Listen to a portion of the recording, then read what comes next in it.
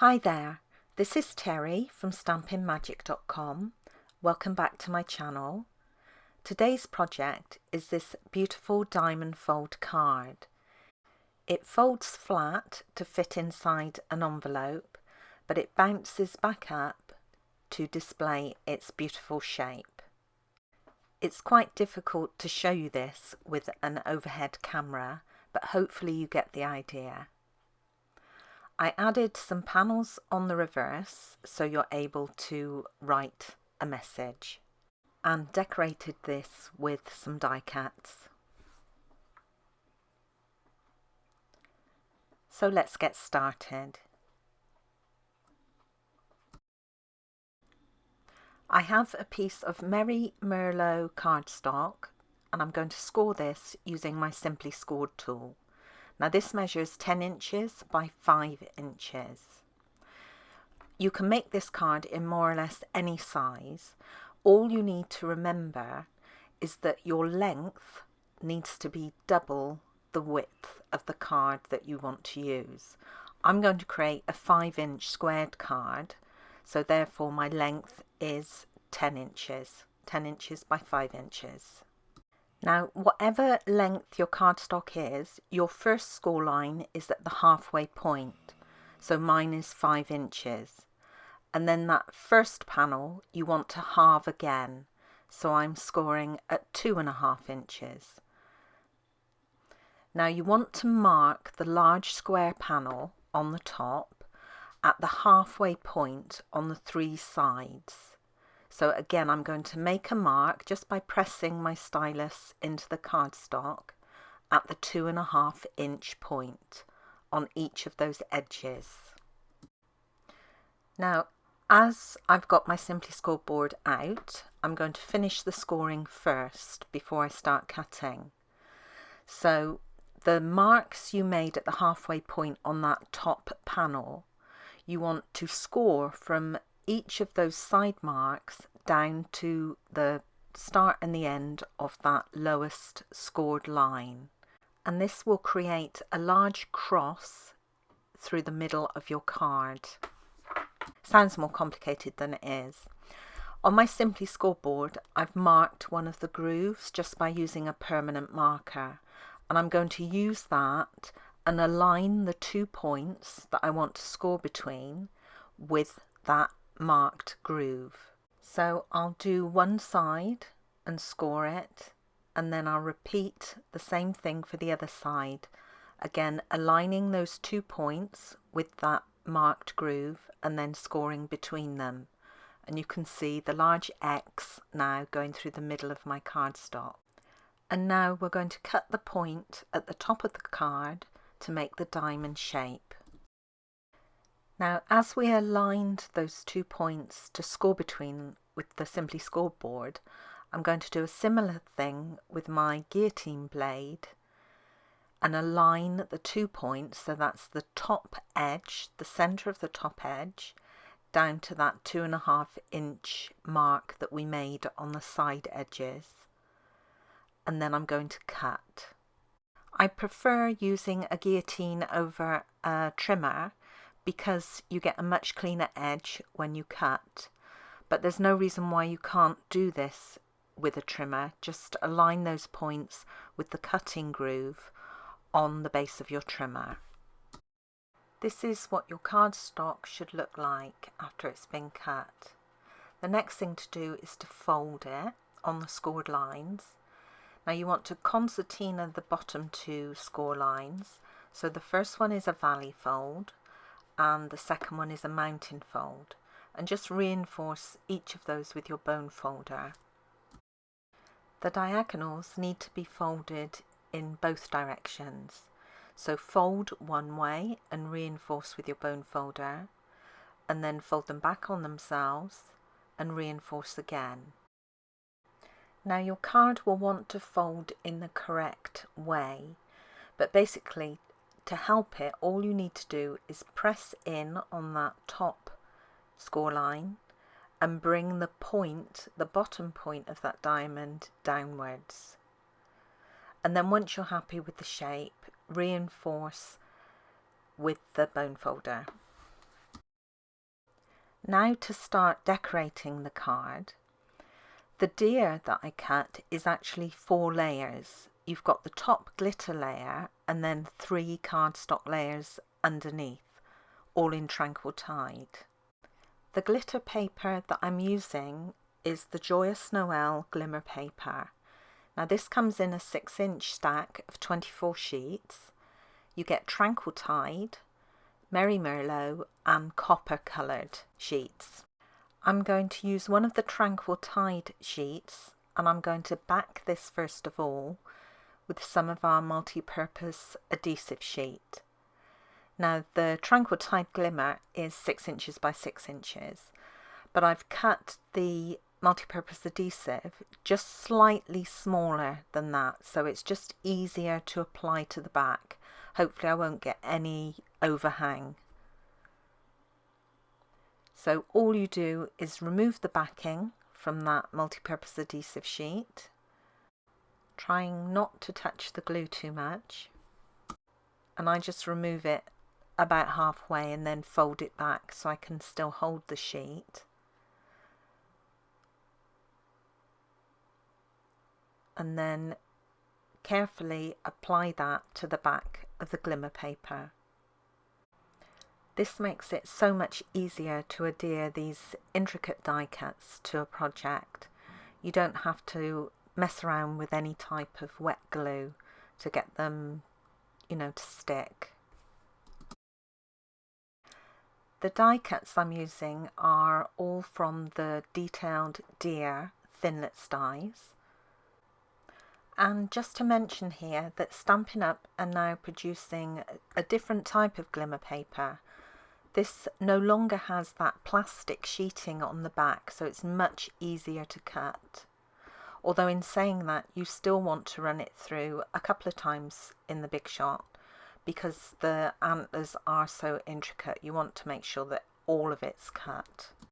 I also want to cut 3 more of the deer from Tranquil Tide cardstock, and I've already added the multi-purpose adhesive sheet to the reverse of this.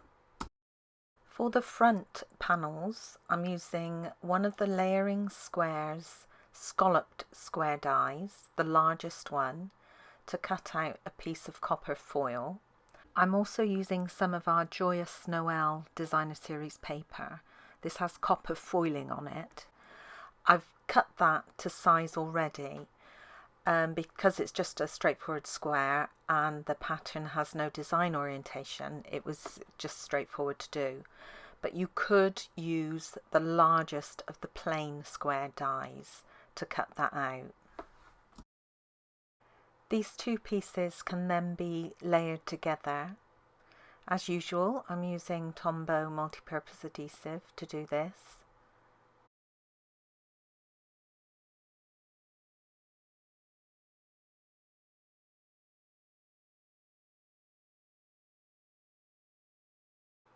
And then I'm just going to check which way up I want this panel to be when I add it to the base card. And then I can position that.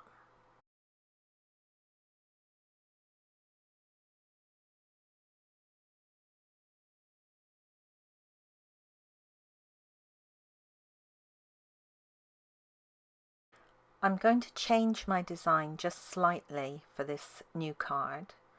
On my original, I just added a piece of the Joyous Noel paper to the base. This time I'm going to add a piece of copper foil underneath it. I think this will make the paper stand out more and look much prettier. So I'm going to layer these 2 pieces together and then add them onto that bottom section.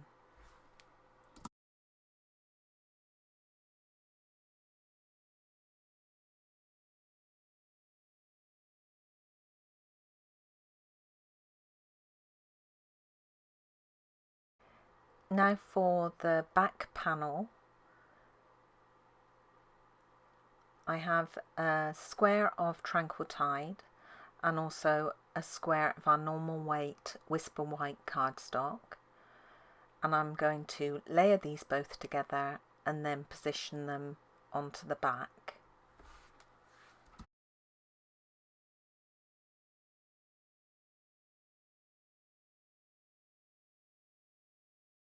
Then I have the two small corner pieces that I die cut from the Tranquil Tide glimmer paper earlier. I'm going to remove the backing for the multi-purpose adhesive sheet and then position these on either side of that white diamond.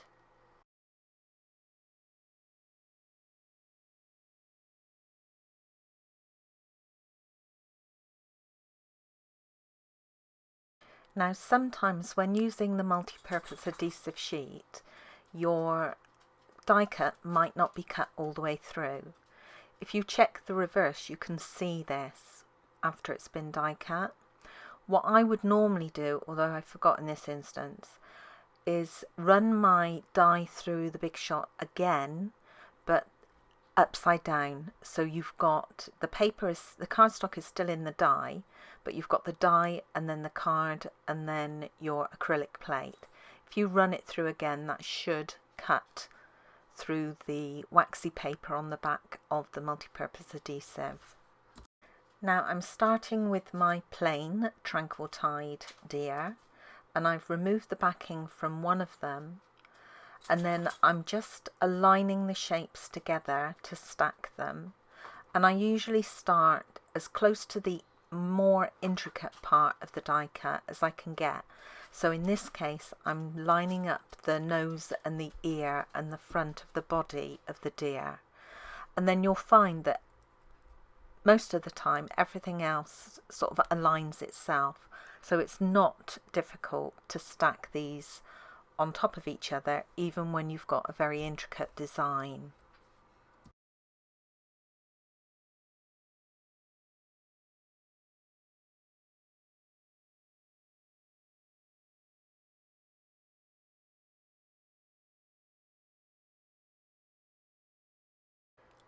And then finally you can stack the glimmer deer onto the top.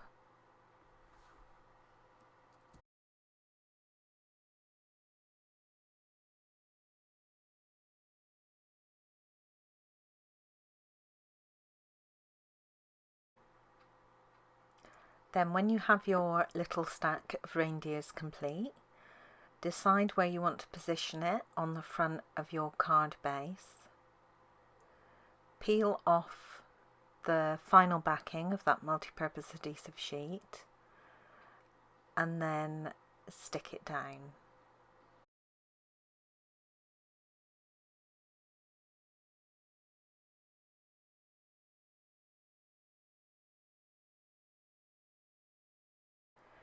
Because of how I positioned my deer, some of the glue that's on the antlers is still exposed.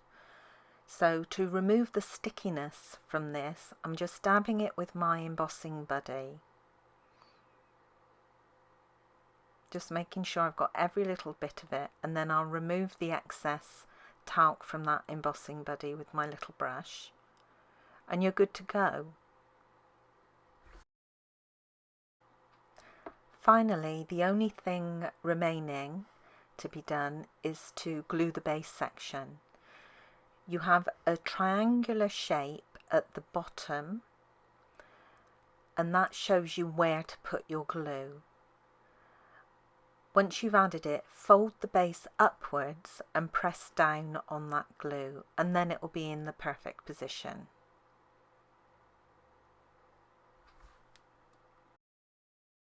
And that's the card complete. I love the wobble you get when this pops up. Now, because I made this 5 inches by 5 inches, it will not fit into our standard envelopes. So I made one using the envelope punch board, and I thought I'd show you how I did that. You can make many different sizes of envelopes using this punch board, but they all use the same method. Now you have the instructions down the left-hand side. The large chart at the bottom shows you, based on the card size that you want to create an envelope for, It will show you the size of the card or paper that you need to create that envelope. And it will also give you the first score line measurement. For a 5-inch squared card, you need to cut your paper size to 8 1/8 of an inch squared. You push that into the board as far as it will go and align the left-hand edge with your starting score line. And for a 5x5 card, this is 4 1/8 of an inch. Then you punch, and then you do your diagonal score. You just follow the line in the base plate. Then you rotate your cardstock a quarter of a turn, and you align the pointer on that punch with the score line that you've just made. And you repeat. You punch, you score, you rotate. You align the point with that score line, you punch, you score, you rotate, etc. until you've done all 4 edges. I think it's worth just pointing out that you only use that top ruler once for your initial placement of the card. Once you've done that first score and you rotate, you just align your score lines with the pointer. Then you want to fold on all the score lines and burnish the folds with your bone folder. And then you want to fold the sides in until you can determine the top and the bottom of your envelope. You'll find that one way is neater than the others. You could see the first time I did this, I didn't get a neat finish, but the second time when I rotated it and did it again, everything sort of fell into place. Once you've worked out which is going to be your bottom flap, then you can insert it into the opposite end of the punch on your punch board and round that edge if you want to. And then it's just a matter of adding glue and adhering the flaps down. And that's the envelope complete.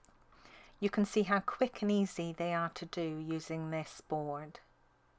And the board can create many other things, not just envelopes. Of course, if you want to decorate your envelope, you can do that as well. I just left mine plain for the sake of this video. So what do you think about this style of card? Do you like them? Leave me a comment and let me know.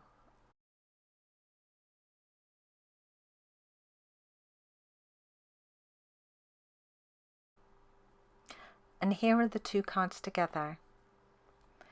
I think I prefer the one that we've just made. That piece of copper on the base makes all the difference.